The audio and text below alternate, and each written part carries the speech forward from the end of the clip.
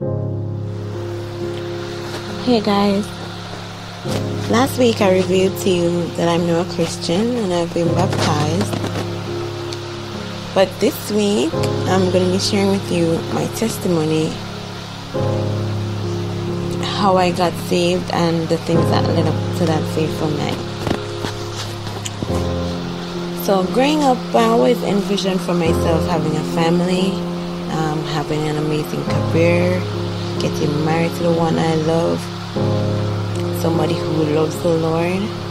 It was something that I always pray about growing up.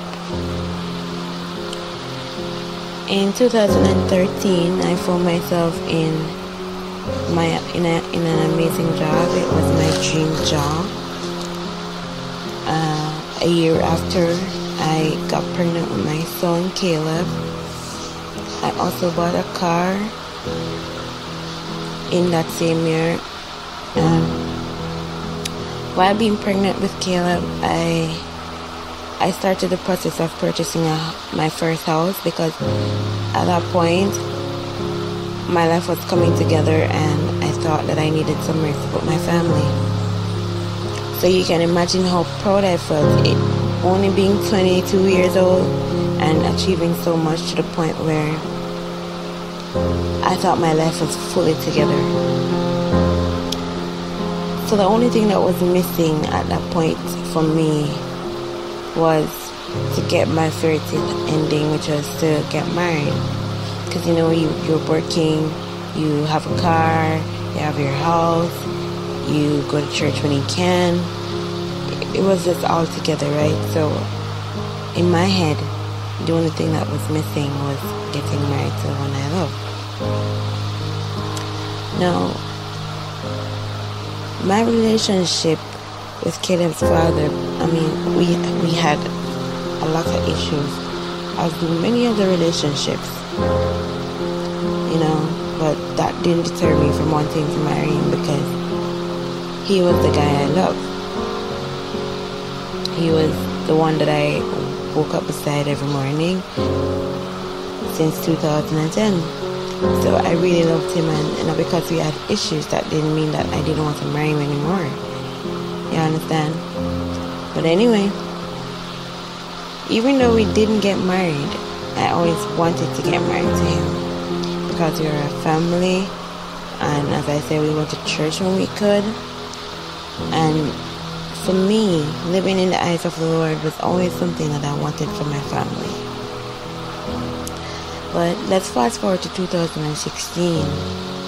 In 2016, last year, I was having an internal struggle with myself in choosing between God and being with my boyfriend at the time. This struggle lasted for a while, guys. It lasted for a while. Every day I'd wake up and I'd have this question plaguing me, because one day I was just sitting and I was just thinking, because I was just thinking, what am I supposed to do? And the Lord said to me, because I knew what I needed to do, because I used to go to church, I used to go to church when I was much younger, probably about 14, 15, up until that point, and even 16. But up until that point, I know within myself what God wants from me. So at that point, while I was having that internal struggle with myself to choose, because I know that's what the Lord wanted me to do, there comes a point in your life where you have to choose, guys. And in 2016, I had a choice. I needed to choose, right? But it was a struggle for me. And one day God said to me, while I was just sitting there thinking what to do, God said to me, literally, Cam, what will you sacrifice for me after all that I've sacrificed for you? You're here struggling between making a choice between me and him, and I have sacrificed so much for you. What will you sacrifice for me after all I've sacrificed for you? And I tell you, no lie, guys, it plagued me for weeks upon weeks upon weeks. I would live my life normal, but it plagued me for weeks upon weeks. And I used to pray and I used to say to God, God, I'm not strong enough to get out of this relationship. I'm not strong enough because I love him too much. He's my child's father. We've been through so much. It was just hard for me to let him go, guys. Right? So in 2016, I didn't know what to do when I got this question from the Lord. I didn't know what to do. So at the time, there was this lady at my workplace, and my coworkers, and she was a Christian. So I went to her and I asked her, what am I to do? Because I told her what God said to me. I told her the question he asked me, and she was saying, well, Kian, I can't tell you what to do, but you know what God wants you to do, so you do what the Lord wants you to do. And I mean, it wasn't much help because she couldn't tell me to leave your boyfriend or whatever, you understand? But I mean, she gave me a general, she just said something general to me, and at the end of the day, I understand why, and I within myself, it was a choice for me to make, not for anybody to make for me, but for me to make. So guys, at the end of 2016, December 2016, I gave it all up. And I mean, even though I gave it all up at the end of 2016, by the time I actually gave it all up, I such a lost sight of why I did it in the first place. Now I knew within my mind that I needed to give it all up, but the reason why I needed to give it all up, I lost sight of it, right? Because at that point, we were having so many issues in our relationship, and I mean, at that point, even though I know that I needed to give it all up for God, I think I gave it all up for the wrong reason. But at the end of the day, I'm not saying that God is the wrong reason. I'm not meaning that, because I lost sight of the reason why I gave it all up in the end of last year. But I know in the back of my mind that I needed to give it all up. No, the reason I lost sight of it, right? At the end of it, end of last year, early this year, 2017, I was enjoying being single. I was really enjoying being single. I was living life like, I mean, when you're single, you try to have fun and stuff like that. So that's what I did. I'm not saying that when we were together I didn't have fun. We really did have fun, but at the end of the day, it was rough as well in a relationship. But I was really having fun, and all of a sudden I started to get depressed. What I didn't tell you in my last post though, guys, was that I got depressed to the point where I wanted to commit suicide. So no, but listen, I am not, and I was never a suicidal person. So that night when I got into this deep depression and felt like I needed to commit suicide, I had to tell myself, no, okay, you need to snap out of it. You need to snap out of it and find your butt into church, because God don't want you to kill yourself. Why would God give you this life if He wanted you to kill yourself? So I mean, I got depressed. Even though I was enjoying life, I got really, really depressed because, as I said, I lost sight of the reason why I gave it all up and who I gave it all up for. So even though I gave it all up, I didn't go to church. I was just living the life, and that is not what God asked me to do. You understand? So because that's not what He asked me to do, I mean, I started to get depressed, and I started to get lonely, and it was just a downward spiral. And I mean, even though I had all the things that I needed that this life can offer me, it will never be enough, guys. Right? I had my car, I had my house to sleep in, I had money, I had food. I could go places that was never the issue. But I got real depressed.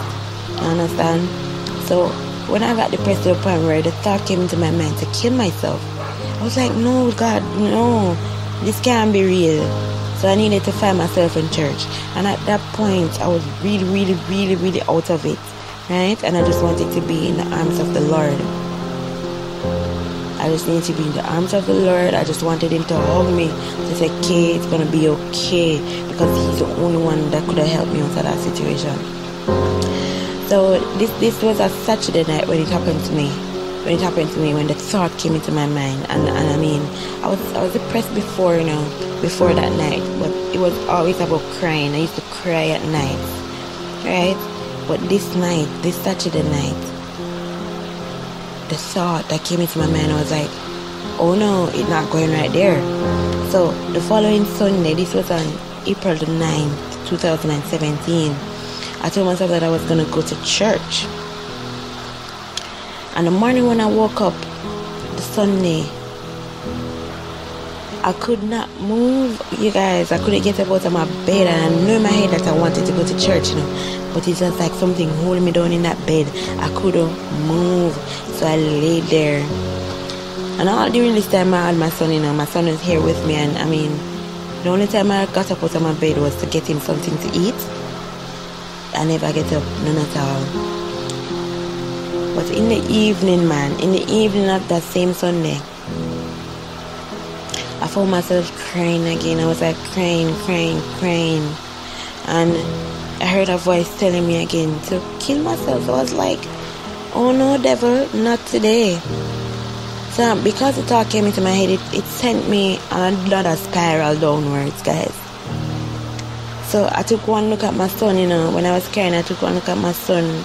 And I was thinking in my head, if I kill myself, this is how the devil works, you guys. I started to think it through, If I kill myself, who's going to take care of my son? And then something said to me, your mommy can take care of your son. And I say, yes, my mom can take care of my son because she keeps him some of the time. You understand?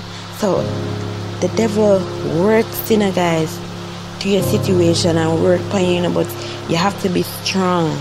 So I mean, I looked at my son and I started to cry. And at this point, when I started to cry, I could feel it in my heart, like I'm going down, you guys. And I said to myself, no, I so need to be in the presence of the Lord right now. I so need to be before God. You understand? I need somebody to pray for me, right? And I got up and I got dressed and I took my son to my mom's house. And before I drove, when I took him to my mommy's house, I looked into her face and I said, Mommy, I'm going to church. And she said, good, because she knows what I was going through, because I would talk to her so many times, But before I drove out of the parking lot at her apartment, I started to cry. Again, and I said to myself, which church am I going to go to? Because by this time I had stopped going to church, So I used to go to my auntie church with my boyfriend. We used to go to my auntie church, and I said to God, which church am I going to go now? And then immediately I remember passing a church on Eastwood Park Road. I think the name of it was Eastwood Park Road, New Testament Church of God. I used to pass it coming home every day. So right away it clicked to me and I said, okay, I needed to go there. So on my way there, all I could do was cry. I was driving my car and tears were just rolling down my face, guys. I mean, it's hard for you guys to understand what point I was at that point in my life. I was at my lowest of lows. All I could do was cry because I didn't know what to say with my mouth. All I could do was cry, understand? So I decided to go to Eastwood Park Road, New Testament, and while driving my car I was crying. And in order to get there from Red Hills Road, you have to drive on Constant Spring Road and take that right turn and come back up. So that's what I did. And when I got to the gate of the church, guys, I drove up to the gate, and when I got there, the first thing I saw was complete darkness. Complete darkness. And when I saw the darkness and I drove at the gate and I saw that the gate was closed, I was like, oh God, it's closed. And immediately, guys, my heart sunk into my chest. Because you see, when you need to be in the presence of God and you're looking for the Lord, you're looking for a church to go to say that you can feel the Lord. I mean, I couldn't feel him in my house. I couldn't feel him anywhere. I needed to be in the church, right? So when I got there and I saw that it was closed, my heart sank and I was like saying to myself, what am I going to do now? Where am I going to go now? And then a voice said to me, go to your auntie's church. So I mean, at this point the Lord was there with me, you know, and he was saying I should go to my auntie's church. So I drove off and I decided to go to my auntie's church. My auntie's church is located off Olympic Way. So while I was driving there, you know, it's the same thing. I was crying. And when I drove there and I drove up to the church, it wasn't in complete darkness, but no one was there except one guy. I saw one guy. He looked as if he was closing up, right? So I said to him, church not keeping? He said no. So I said, you see my auntie? He's like, she left from evening. So I'm like, oh. So I was really, again, it was the same thing. My heart sank. I wanted to cry, but I didn't want him to see me crying. So I said, okay. Because at that point, if she was even there, I would just ask her to pray for me, she and her husband, because her husband is the pastor for the church. Her church is Calvary Evangelistic Assembly. So anyway, I went in my car again and I sat in my car and I asked the question, what am I going to do now? Should I go home? Should I go for Caleb? And a voice just said to me, just go home and kill yourself. Literally, you know, guys, I'm not even joking, right? So I sat there and I was crying right at the church, you know. I was crying in my car before I drove off. And in that moment I was just feeling so desperate. I just needed to be in the presence of God. And, you know, and I went to 2 churches and they were closed on me. The doors were closed, nobody wasn't there. So I was really at the bottom. I didn't know what to do, you know. So I said, you know what, I'm not going to go for my son. I'm just going to go home. So I started driving home. And when I got to the intersection of Washington Boulevard and Mullines Road, there's a church there behind the gas station, right? But when I got there, the light was on red. I got to the stoplight. The stoplight was on red, so I had to stop. So while I was in traffic at the stoplight, I heard this music, and I heard drums, and I heard singing. And when I looked over to the church, I saw that lights was there, and I saw people out there. And I said, thank you, Jesus, that church opened. And I mean, I was in the lane to go straight across the UN then, you know. And when I saw that, you know, there's a filter light on the extreme right. So I needed to get in that lane to go to the church. And I mean, immediately, without even thinking much about it, I put on my indicator and I went over in that line. Because I wanted so much to be in the presence of God. And I wasn't going to let that pass me. I understand? Even though the devil was there telling me to go and commit suicide, God don't want me to kill myself. I know what I needed. I needed to be in the presence of the Lord. So I put on my filter and I went over to the church. When I drove up in the parking lot, tears drenched my face, guys. My clothes was wet with tears. You understand? But I had my towel and I took my towel and I wiped my face and I made sure that nobody could know that I was crying. By this time my eyes were red, but I tried to look as if I wasn't crying. So I got out of my car and I walked up to the church. When I walked through the doors, they were having, at the time they were having youth convention, I believe, and the name of it was Ignite at the time. I didn't know that, but when I got there and I went up to the church door, this lady met me at the door, and she started to talk to me. I don't quite remember what she was saying to me, but while she was talking to me, she was asking me another question, and while she was talking to me, the tears that I was holding, it seems as if I couldn't hold it anymore. So the tears just started to roll down my face again. It was just a night of crying for me, because my heart, it was just full, and I was crying, and immediately as I started crying, she could see that I couldn't answer her. So she called another lady and she said, take her to the altar. And the lady walked with me to the altar. I walked off, because I know that's where I needed to be. I needed to be at the altar. I needed to be in the presence of the Lord. So I walked off, left and leave the lady, and she walked behind me. And when I got up to the altar, I was just bawling. I was just crying. And they started to pray for me.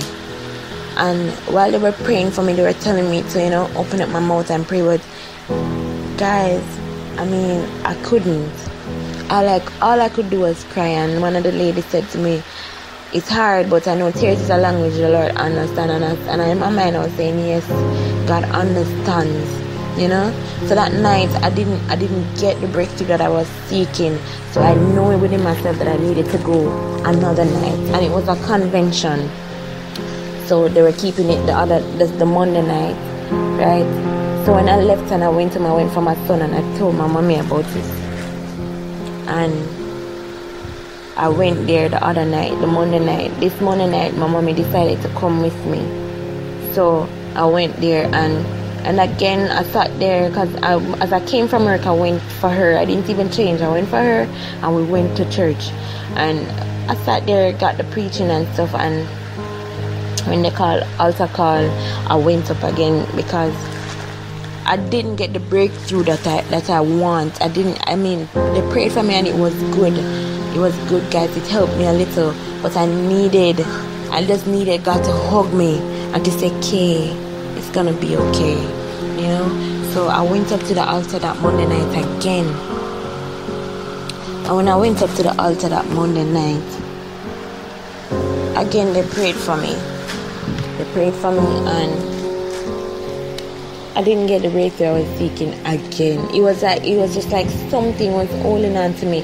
And when church was finished and I was driving my mom home, and I said to her, I was telling her that I just feel like something is holding me back. Something don't want to let me go, And my mommy was encouraging me, and she was telling me to let it all out, man. Don't just have faith. She was just encouraging me, And we went back the Tuesday night. And when we went back the Tuesday night, I'll never forget these two people. They were praying for me.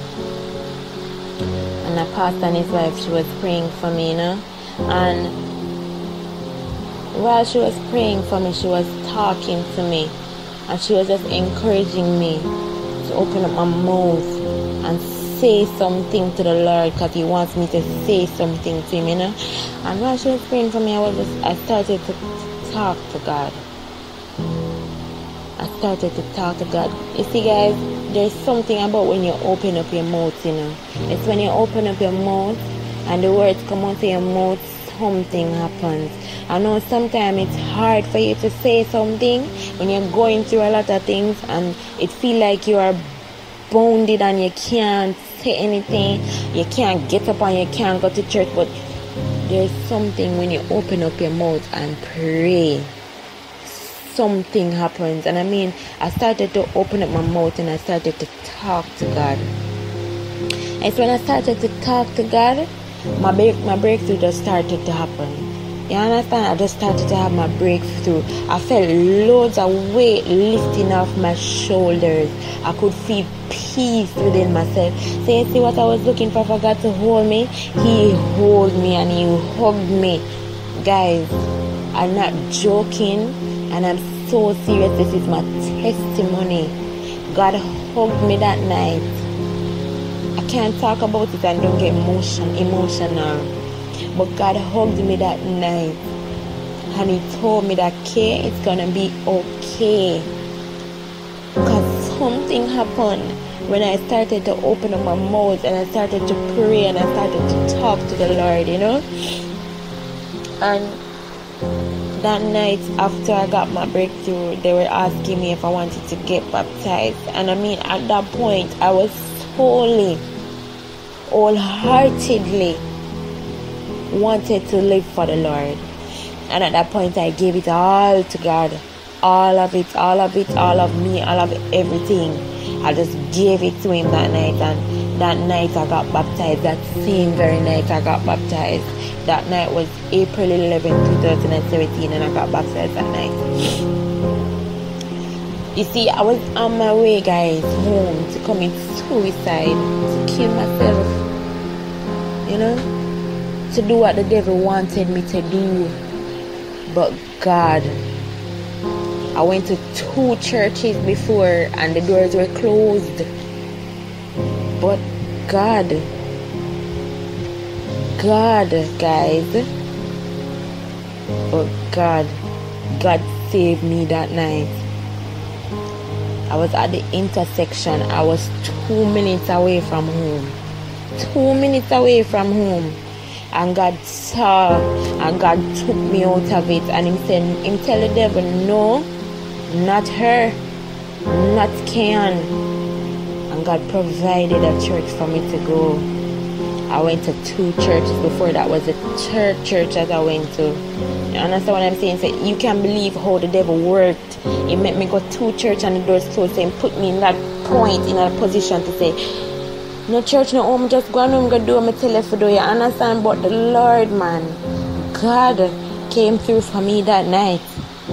I could have been dead, but God saved me on April 11th, 2017. And I was never a suicidal person. So the mere fact that I wasn't a suicidal person, I felt the need to kill myself. You know it was the devil. I know it was the devil. But I tell you, God, he never leaves his children. And I know that I am a child of the Lord. And it's when the devil sees something good in you, guys. It's when you're serving the Lord and the devil sees something good in you, and you know that God can use you. He tries to kill you. He tries to kill you.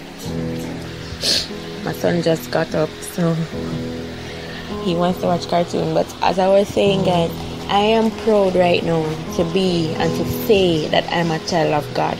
I don't care what nobody wants to say. I don't care about nobody, a matter of fact. Because I am proud to say that I'm a child of God. You see, when God does something for you, the only thing you can do is to send up the praise to him. You understand? Because if God wasn't there for me that night, guys, I'll be dead. I'll be dead. And I mean, I didn't sit and contemplate to myself how I'm going to do it, you know. No. But the mere fact that the thought came into my mind, the mere fact that the thought came into my mind, you're supposed to understand. Most of you guys won't understand how much it means to me, you know. You won't understand how much it means to me. But when you're at the lowest point in your life, when having money does not make you feel better, and having friends does not make you feel better, not even the fact that you have a car can make you feel better, or having a child can change your mind from committing suicide. You're supposed to understand. You're at your lowest where everything that you have doesn't matter, and it can't change your mind from wanting to commit suicide, but I said God stepped in on not April 11th. He stepped in on, I think it was the 9th, the Sunday night. He stepped in that night and he saved me from killing myself. He saved me from the hands of the devil. Literally saved me, snatched me, and he said, "No, not her, because God has a plan for me, and He has a plan for my life." So I have no choice. Hold on, baby. So I have no choice but to be grateful and to give God thanks for saving me and for His grace and His mercies. So you see, guys, we all have different roads to travel in this life. We all have different roads, different triumphs, different things to deal with. But I tell you, I pray that none of you guys have to deal with the thought of wanting to commit suicide. But if you do, if the devil does come to you and tell you that you're not worthy, or you're not good enough, or it doesn't make sense, if you do get the thought of wanting to commit suicide, talk to somebody about it. Talk to someone about it and tell them how you're feeling. Talk to God. Talk to the Lord. If you don't talk to anybody else, open up your mouth and talk to God. Because I know that in that moment, if I had only sought the Lord, man, if I had only sought the Lord, that thought would have never come into my mind.